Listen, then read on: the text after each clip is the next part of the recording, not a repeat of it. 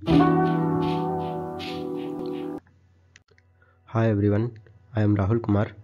Now recently China और नेपाल के बीच 12 agreement पर साइन किया गया to enhance bilateral cooperation in trade, road connectivity and information technology.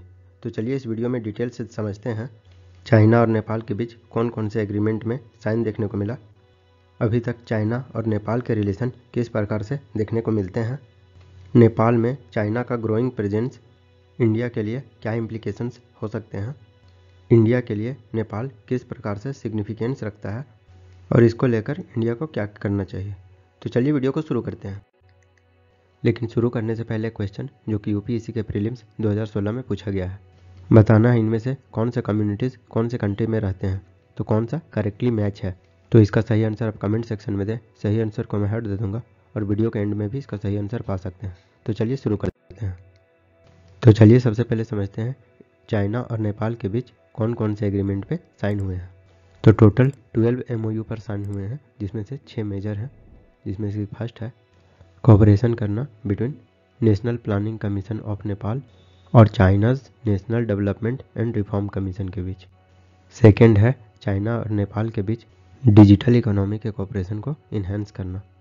Third बात करें तो cooperation on green and low carbon development. Fourth है एग्रीकल्चर, लाइवस्टॉक और फिशरी के क्षेत्र में कोऑपरेट करना। फिफ्थ है साइंस एंड टेक्नोलॉजी, इनोवेशन और ह्यूमन रिसोर्स डेवलपमेंट के फील्ड में कोऑपरेशन को इन्हेंस करना। और सिक्स्थ है एक मैकेनिज्म बनाना ताकि नेपाल चाइना ट्रेड और पेमेंट एग्रीमेंट को रिव्यू किया जा सके। इसके अलावा नेपाल को साइकोसैनिटरी रिक्वायरमेंट के लिए एक प्रोटोकॉल को भी साइन किया गया ताकि प्लांट ड्राइव्ड मेडिसिनल मटेरियल जो कि चाइनीज़ मेडिसिन में इस्तेमाल होता है वो नेपाल से चाइना ले जा सके। चाइना के द्वारा नेपाल को इनवाइट किया गया ग्लोबल सिक्योरिटी इनिशिएटिव को ज्वाइन करने के लिए, लेकिन नेपाल के द्वारा इसको डिक्लाइन कर दिया गया। नेपाल इसमें ज्वाइन होने से मना कर दिया क्योंकि इस ज्वाइंट सिक्योरिटी से ये नेपाल के इंटरेस्ट में नहीं होगा और ये इंडिया, चाइना और यूएसए के बीच स्ट्रैटेजिक बैलेंस नहीं बना पाएंगे इसलिए। अब चलिए हम लोग समझते हैं चाइना और नेपाल के रिलेशन किस प्रकार से हम लोग को देखने को मिलते हैं। तो पहला देखते हैं जियोपॉलिटिकल रिलेशन की। तो नेपाल इंडिया और चाइना दोनों के साथ अपना फॉरेन पॉलिसी स्ट्रेटेजी को बैलेंस रखना चाहता है, लेकिन 2015 से चाइना का इन्फ्लुएंस नेपाल में दिन प्रतिदिन बढ़ता चला जा रहा है क्योंकि सितंबर 2015 में इंडिया के द्वारा 6 मंथ का इकोनॉमिक ब्लॉकेड नेपाल को लगा दिया गया और इसीलिए चाइना का इन्फ्लुएंस नेपाल में बढ़ता हुआ देखने को मिला। और उसके बाद फिर चाइना के द्वारा नेपाल के पॉलिटिक्स को एग्रेसिवली इंटरवीन किया गया और नेपाल में जो 2 कम्युनिस्ट पार्टीज है, एक माओइस्ट सेंटर और दूसरा है यूनिफाइड मार्क्सिस्ट लेनिस्ट, इन दोनों पार्टियों को चाइना के द्वारा साथ में लाया गया। बताया जाता है चाइना का हिस्टोरिकल टाइज है जो कम्युनिस्ट मूवमेंट देखने को मिला है नेपाल में, वो चाइना से ही फैला है, particularly with the communist party of Nepal, Maoist centre.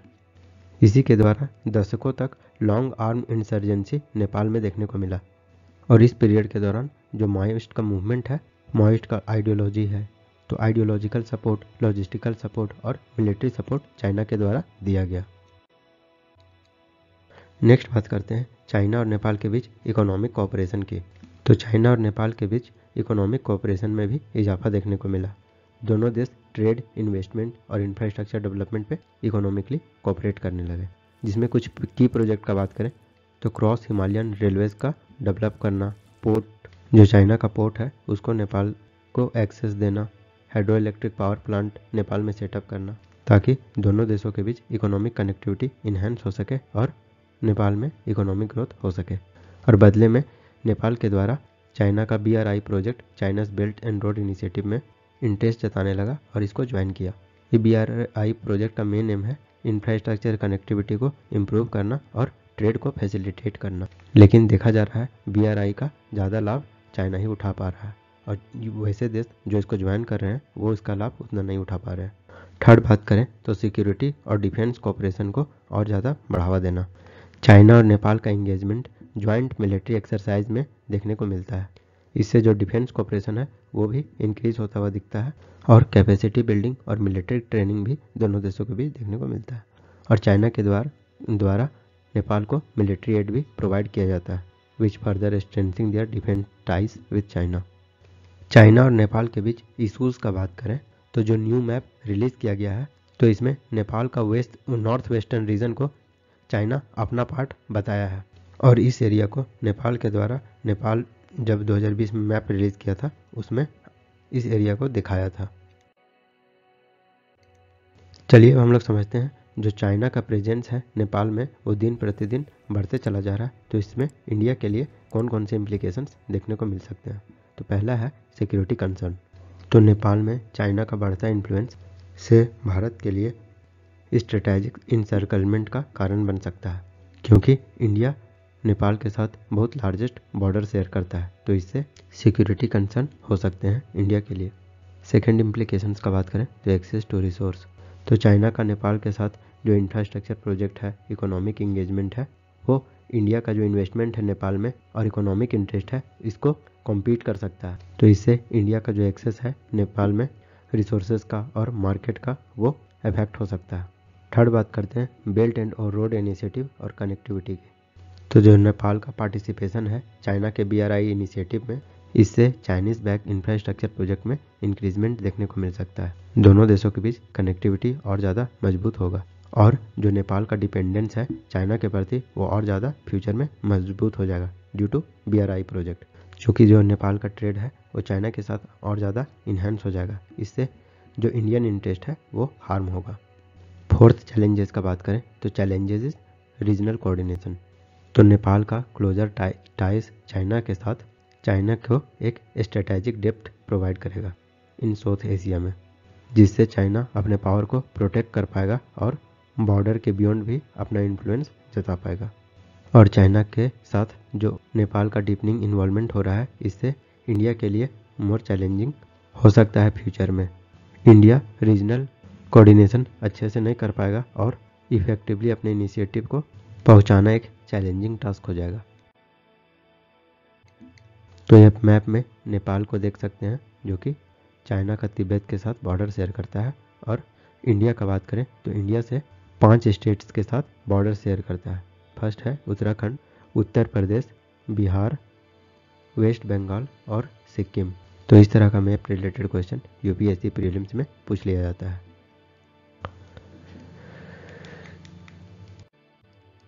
चलिए अब हम लोग समझते हैं नेपाल इंडिया के लिए किस प्रकार से सिग्निफिकेंस रखता है। तो फर्स्ट बात करते हैं नेपाल का स्ट्रेटेजिक इम्पोर्टेंस। तो इंडिया के लिए नेपाल स्ट्रेटेजिकली इम्पोर्टेंस रखता है, जो कि इंडिया का 5 स्टेट नेपाल के साथ बॉर्डर शेयर करता है, जो कि कल्चरल और इकोनॉमिक एक्सचेंज के लिए इम्पोर्टेंट पॉइंट होता है। और नेपाल को देखें तो इंडिया का हिमालयन फ्रंटियर से मिडिल में लाई करता है, और फिर नेपाल के ईस्ट में भूटान लाई करता है, जो कि इंडिया के लिए एक बफर स्टेट का काम करता है बिटवीन इंडिया एंड चाइना।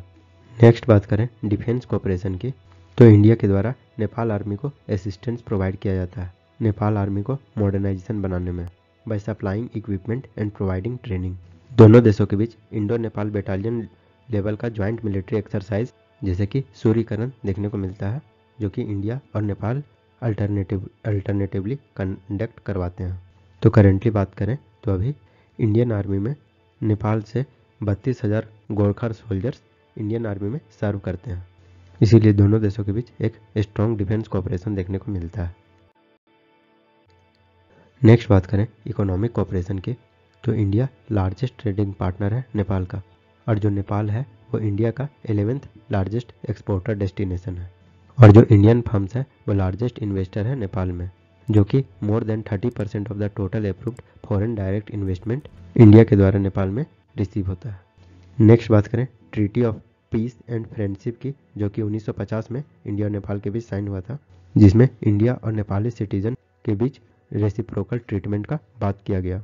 दोनों कंट्रीज के कई लोग ओपन बॉर्डर होने के कारण रह सकते हैं, प्रॉपर्टी को एक्सचेंज कर सकते हैं, बिजनेसेस कर सकते हैं, और गुड्स और सर्विसेज का मूवमेंट भी कर सकते हैं।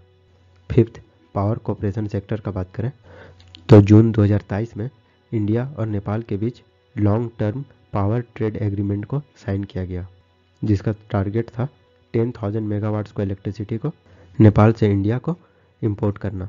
और national hydro electric power corporation को लेकर इंडिया और नेपाल के बीच मेमोरेंडम ऑफ अंडरस्टैंडिंग भी साइन देखने को मिला। और इंडिया और विद्युत उत्पादन कंपनी लिमिटेड के द्वारा नेपाल में पुखोट कर्नाली हाइड्रो इलेक्ट्रिक प्रोजेक्ट और lower Arun hydro electric project को डेवलप करने का बात किया जा रहा है। चलिए बात करते वे फॉरवर्ड की और क्या किया जाना चाहिए। तो नेपाल और चाइना का टाइज से जो चैलेंजेस आ रहे हैं उसको मिटिगेट करने के लिए इंडिया को चाहिए कि नेपाल से प्रोएक्टिवली नेपाल से इंगेज करे, नेपाल में अपने डेवलपमेंट असिस्टेंट को इन्हेंस करे, इकोनॉमिक्स टाइप्स को नेपाल के साथ और ज़्यादा स्ट्रेंथन करे और पीपल टू पीपल रिलेशंस को और ज़्यादा स्ट्रॉन्ग करे। एडिशनली इंडिया को वर्क करना चाहिए नेपाल के साथ मल्टीलेटरल इनिशिएटिव और रीजनल कोऑपरेशन को बढ़ावा देने में, ताकि चाइना के इन्फ्लुएंस को काउंटर बैलेंस किया जा सके और इस रीजन में स्टेबिलिटी और प्रोस्पेरिटी इंश्योर हो सके। और ऐसे में डिप्लोमेसी, डायलॉग और कोलैबोरेशन क्रूशियल हो जाता है इन चैलेंजेस को इफेक्टिवली मैनेज करने के लिए। तो चलिए आते हैं अपने क्वेश्चन की ओर। इसका सही आंसर है option C, 2 and 3 are correct. जो रोहिंग्या मुस्लिम है वो म्यांमार में मिलते हैं और मधेसी कम्युनिटी नेपाल में रहते हैं, और जो कुर्द है वो कुर्दिस्तान का डिमांड हो रहा है जो कि टर्की, सीरिया और ईरान वाला जगह से लाया करता है। तो यदि आपको यह वीडियो अच्छा लगा हो तो लाइक करें, सब्सक्राइब करें और शेयर करें एंड थैंक्स फॉर वॉचिंग।